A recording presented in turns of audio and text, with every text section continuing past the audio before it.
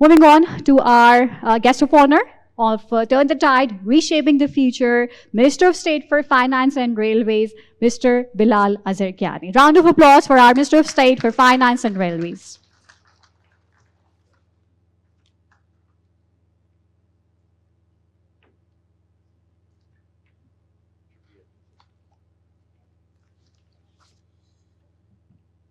बिस्मिल्लाहिर्रहमानिर्रहीम जनाब जहांजेब खान साहब, अमजद साकिब साहब, इजाज़ निसार साहब, स्टेज पे मौजूद मेरे honourable fellow speakers, panellists, honourable parliamentarians, diplomats, leaders from the private sector, friends from the media, ladies and gentlemen, Assalamu alaikum. I honestly, and I'm not saying this for any false humility, I genuinely feel out of place to be speaking after the speakers who have just spoken. Amjad साहब की इस तकरीर के बाद तो बिल्कुल ही नामुनासिब लगता है कि मैं यहाँ पे बात करूँ, जो हकीकत है जी. मगर I'm privileged that I have had the chance to listen to people here today, and I'm grateful to Ijaz Nisar साहब for the opportunity. मैं जी मुख्तसर बातें करूँगा. अब I'm also tempted after Amjad Saab to speak in Urdu, but I'll with Amjad Saab's permission I'll revert to English purely so that for the sake of inclusivity in the room. So first of all, my objective was to come here and speak about a few things, primarily the economy, and I want to do that. But because of Amjad Saab's speech just now, I'm tempted to drop that hat of the government for now and wear the hat of a public representative from Jhelum. Because the visuals he just showed, the issues he just talked about, they take us right to the ground where people face actual issues. He showed the floods. The country has been devastated by them over the course of the past couple of weeks. And that's there for all to see. And the governments, federal and provincial, and the various agencies are working hard to mitigate the effects, to provide relief, rescue, and obviously Akhuwat and other generous organizations in the country are facilitating those efforts. I also had the chance to witness firsthand the work that people do in this country, are unsung heroes. Around a month ago or so, we had floods in Jhelum, not as a result of rivers overflowing, but because of a cloud burst in Chakwal. We had around 428 millimeters of rainfall, and hardly any reaction time. We had nallas that were filled up, and without any warning, we had major swaths of our population affected. But I must say, I witnessed it firsthand, the reaction that our various organizations, whether it was our police, Rescue 1122, our armed forces, the coordination, the bravery that they showed to rescue over 500 people in the space of a few hours. All hands were on deck. I managed to reach there in the middle of the rescue operation, and it was truly inspiring to see that. We speak every day about what's wrong in the country and what needs to be fixed, and that's the correct conversation to have. But at the same time, sometimes I think we lose sight of the people who are performing heroism and are helping those in need on a daily basis. And I got the chance to see that, and there could have been no better endorsement of their efforts than the effectees that were standing there. And when I got there, I recall vividly, these were people who were out on the main road, who had fled from their villages connected to the main road because the entire village was underwater. These are people under extreme heat, with flooded homes, under extreme distress. But when I went there, and I was in a crowd of around 150, 200 people in one of the central areas affected, not a single person complained. These are people in distress. That is a time generally when any of us, if we were in any sort of personal distress, there's a lot of anger, there's a lot of complaining, sometimes even unjustified, but that's the emotion of the moment. But in that particular moment, all I saw was people from the lowest income households who were full of gratitude for the service that our brave soldiers, our brave policemen, our brave rescue workers had done. So I wish Amjad Saab and his team all the best. I think the more hands we can have working on this right now, given the unprecedented scale, the better. And he is truly an inspiration in that regard. I'll very briefly mention a couple of other things. The economic story, when we speak about turning the tide, the economic story is very much linked to it. I mean, some of you who follow the economy are aware of these statistics, but for the benefit of the larger room, I'll share a few numbers and also a brief story. So we've seen at a macroeconomic level a recovery over the past year and a half. Last year, we entered a new IMF program, a 37-month extended fund facility program of around $7 billion. And we agreed a budget. We passed a budget last year, that is in June 2024, which was one of the preconditions of agreeing the IMF program. The target was to achieve a primary surplus, and over the course of the year, we were able to bring inflation down from around 23% in fiscal year 24 to 4.5% on average in fiscal year 25, a major reduction in inflation. GDP growth was modest, but that was expected in a year of stabilization. We passed our last IMF review. We've seen ratings upgrades from the three major ratings agencies, Fitch, Moody's, and S&P. And we've seen an increase in our tax to GDP ratio from the federal tax body, FBR, of 1.4%. We've moved in 1 year from 8.8% of GDP to 10.2% of GDP. We've also seen the first current account surplus, which has been really one of the fundamental ills and issues of our economy. We've seen the first current account surplus in, I believe, 14 years. The highest current account surplus in 22 years. And we've seen a modest but steady improvement in our foreign exchange reserves. So we've had a fairly decent year in terms of macroeconomic recovery.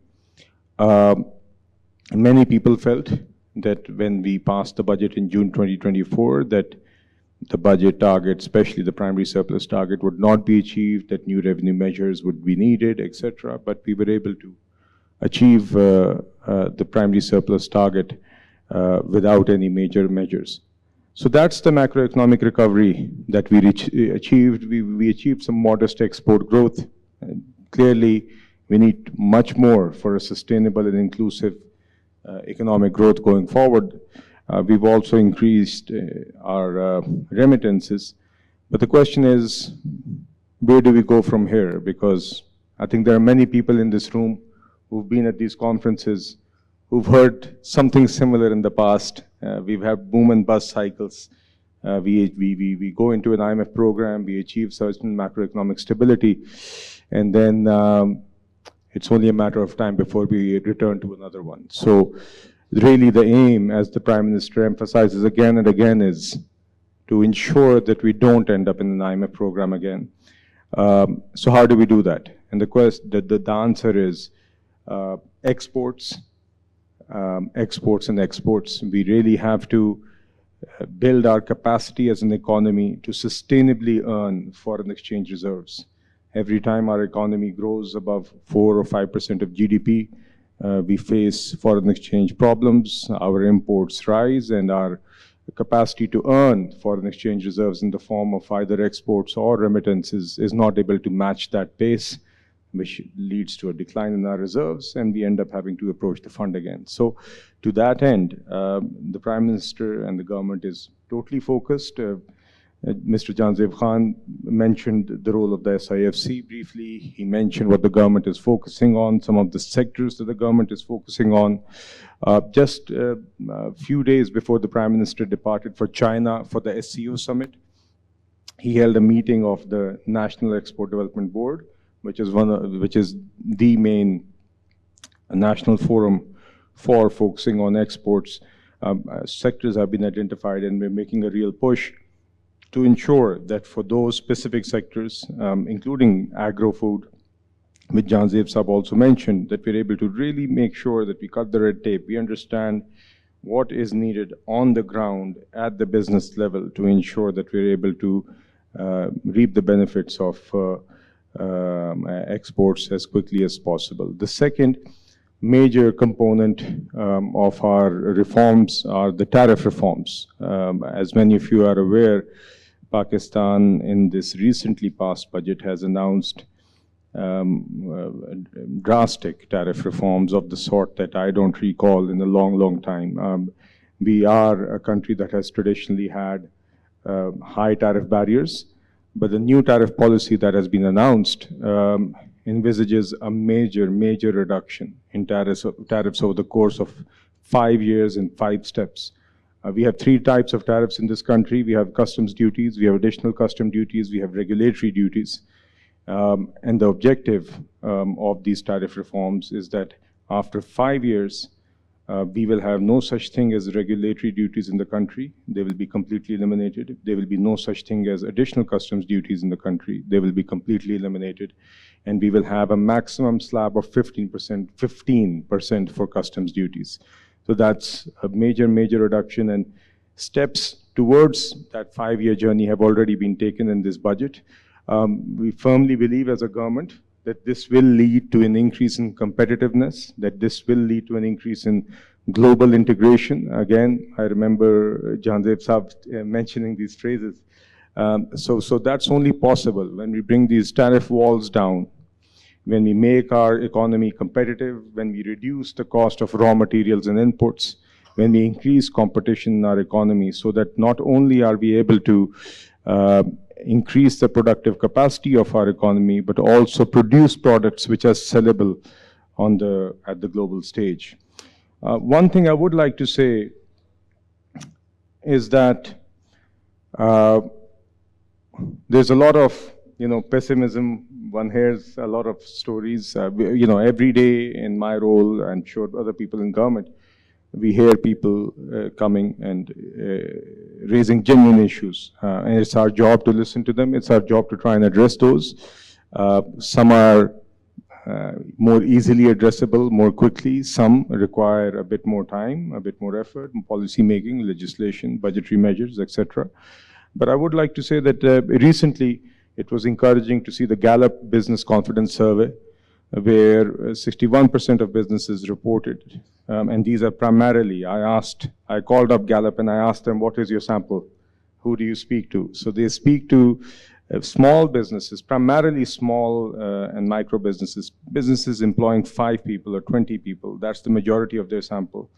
So 61%, and across the country, not just the major cities. So they reported that 61% of those businesses have reported that they're doing well, and 61% again have reported that they expect to do well in the future. This is a good sign. Not at all, the purpose of making this point is not at all to claim that all is well and that we don't have work to do. We have a lot of work to do, but it does show that we are moving in the right direction. So just to emphasize that after having achieved macroeconomic stability, the objective of the government is now to move towards sustainable and inclusive economic growth, export-led growth, which not only increases our capacity to earn foreign exchange sustainably, but also ensures that the weakest amongst us, the hardest hit amongst us, are included in that growth journey and are able to benefit. One other aspect of this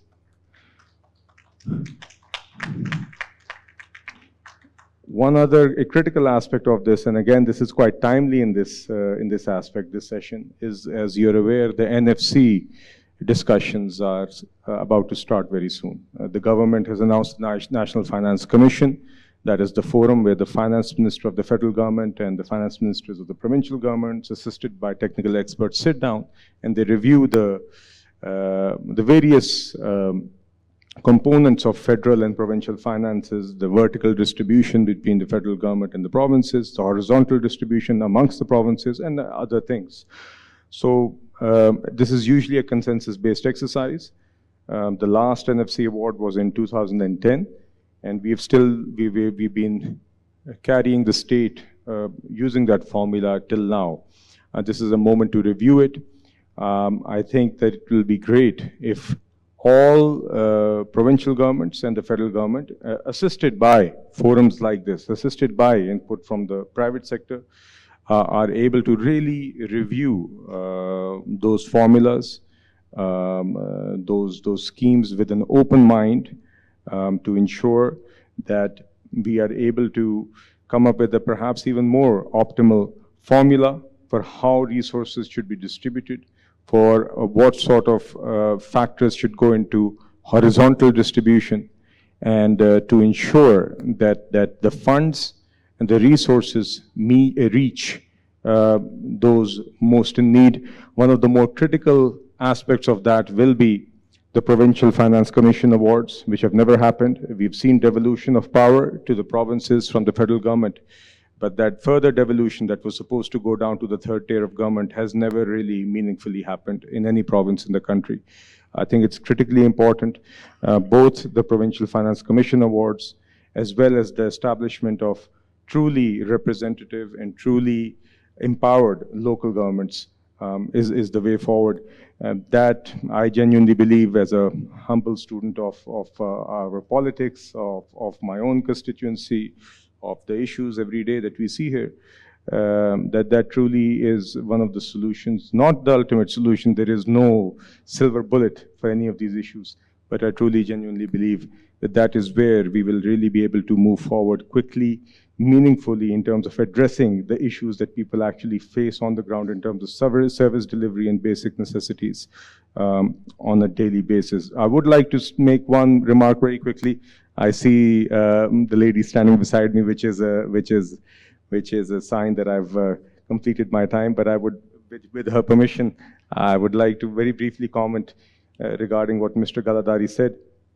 I had the privilege of leading a delegation on the directions of the Prime Minister recently to the UAE for knowledge experience exchange. It truly is very impressive what the UAE has done and the way they are running government in an efficient manner, both in terms of regulatory guillotine, the way government services are run, the way government performance is assessed, measured, and rewarded. And I'm pleased to state that we're moving forward in terms of in our collaboration with the UAE government. Deputy Minister for Cabinet Affairs and Head of Knowledge Experience Exchange, His Excellency Abdullah Nasser Luta. Just yesterday, I had a virtual meeting with him where we have formulated an agenda to move forward so that we can pilot something similar and learn from the experiences of the UAE. So with that, I would congratulate Mr. Ijaz Ansar once again for this event where he has gathered all these people, all these leaders together. And I would request Mr. Ijaz Ansar that it would be great at the end of this two-day conference if there could be a 2 or 3 page set of recommendations that come out of this forum that can help us translate it into policy measures, whether it's the next budget, whether it's something more immediate. It would be great if we can then later on sit and discuss that. So with that, I thank you once again, and I wish you all the best for the rest of the conference. Thank you.